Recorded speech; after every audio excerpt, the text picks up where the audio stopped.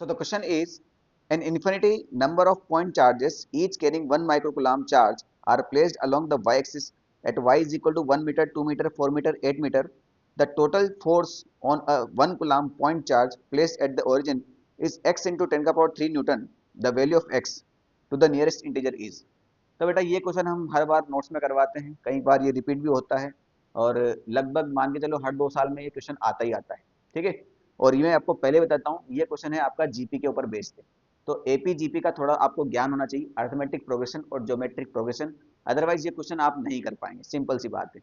तो सिंपल सी बात करना क्या है बेटा, इसमें आपको जो एक्सिस दे रखी है इसको वाई एक्सिस मान लो, क्योंकि ये मेनली तो क्वेश्चन आपका एक्स एक्स पे आता है, यहाँ वाई दे रखा है तो कोई बड़ी बात नहीं है। आप इसको एक्स मान लो, एक्स दिया है तो वाई दिया है क्वेश्चन में तो वाई मान लो, जेड क्वेश्चन में दिया है तो जेड मान लो, कोई दिक्कत नहीं है। ठीक है, ओरिजिन पे आपको 1 कूलम्ब चार्ज दिया है, इसी पर आपको नेट फोर्स निकालना है। यहाँ से 1 2 3 4 5 6 7 8 9 10 इस प्रकार से चलता जा रहा है वाई एक्सिस में। तो ये हो जाएगा 1 मीटर, 2 मीटर, 3 मीटर, 4 मीटर, 5 6 7 8 9 10 इस तरह से चलता जाएगा। जो चार्ज हम रख रहे हैं वो 1 माइक्रो कूलम्ब का है, तो पहला चार्ज 1 पे रखा है, दूसरा 2 पे रखा है, 4 पे रखा है, फिर 8 पे रखा है, अगला 16 पे होगा, फिर 32 पे होगा, 64 पे होगा, 128 पे होगा, इस तरह से इन्फिनिटी चार्ज। हमने करवाया इसलिए हमको ये क्वेश्चन याद है, रट्टा हो चुका है। इसके बाद में एक और क्वेश्चन कराता हूँ, मैं आपको बताता हूँ, देखना ध्यान से सुनना, ये क्वेश्चन तो इजी हो जाएगा। क्या होता है बेटा, ये सारे चार्ज जो है इस पॉजिटिव चार्ज को क्या करेंगे, हमेशा इधर की तरफ धकेलेंगे। ये वाला भी पॉजिटिव है, ये वाला भी पॉजिटिव है, ये वाला भी पॉजिटिव है।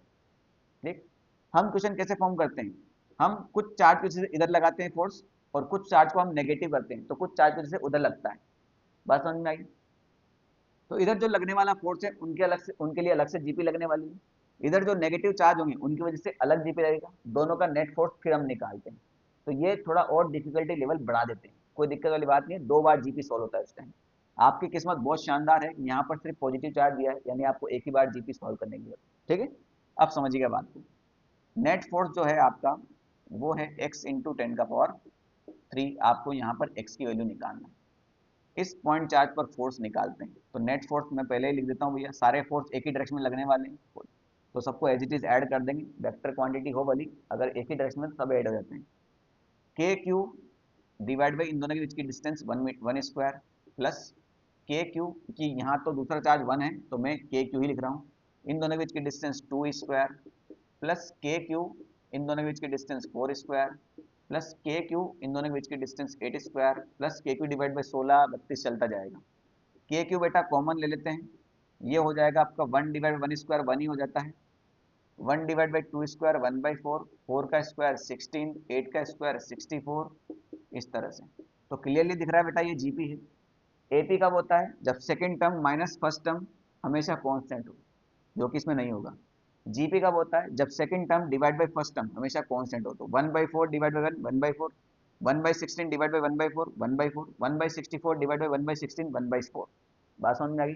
तो जो ये फर्स्ट टर्म है उसको हम बोलते हैं 1, जो second term divide by first term होता है उसको हम बोलते हैं रेशियो, जो कि 1/4 है। और एक कंप्लीट यहाँ से लेकर यहाँ तक जीपी है, इसका सॉल्यूशन होता है a divide by 1 - r। Clear हुआ कि नहीं हुआ?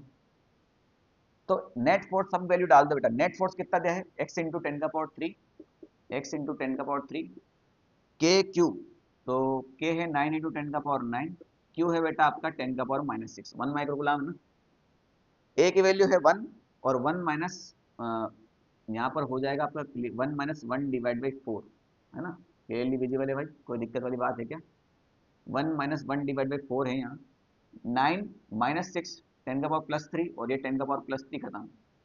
तो x is equal to 9, 1/4 LCM आ जाएगा इस केस में, और यहाँ आ जाएगा आपका 4 - 3/4।